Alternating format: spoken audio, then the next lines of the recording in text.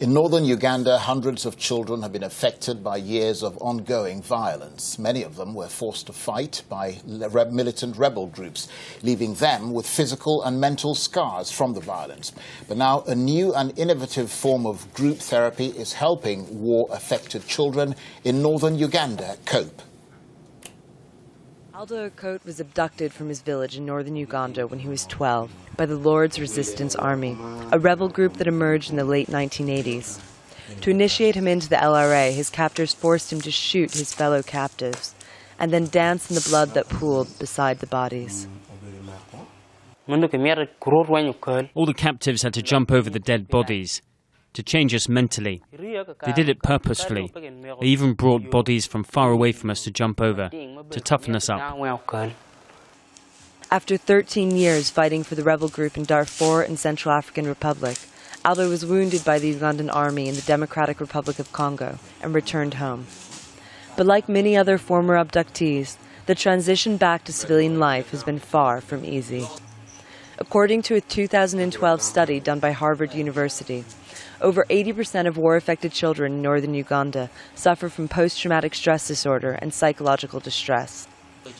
Aldo has suffered from PTSD and severe depression, but a 16-week therapy program, developed by a US-based health center, has helped.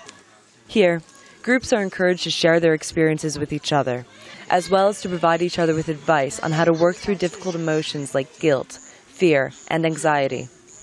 The sessions focus on talking and art therapy, making them accessible to everyone, whether or not you can read or write.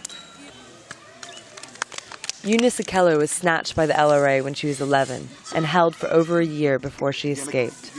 Returning home, she also suffered from depression, feelings of isolation, and terrifying flashbacks.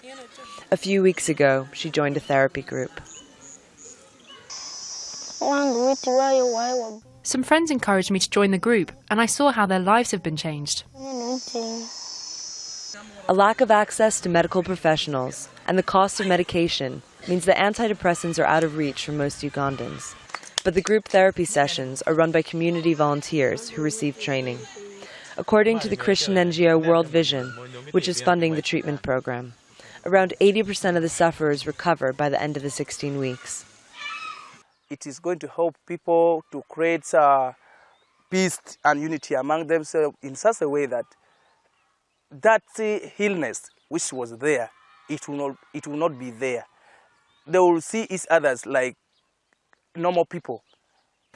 With about 25,000 former child soldiers in Uganda, the challenge of treating and rehabilitating those with psychological trauma is considerable.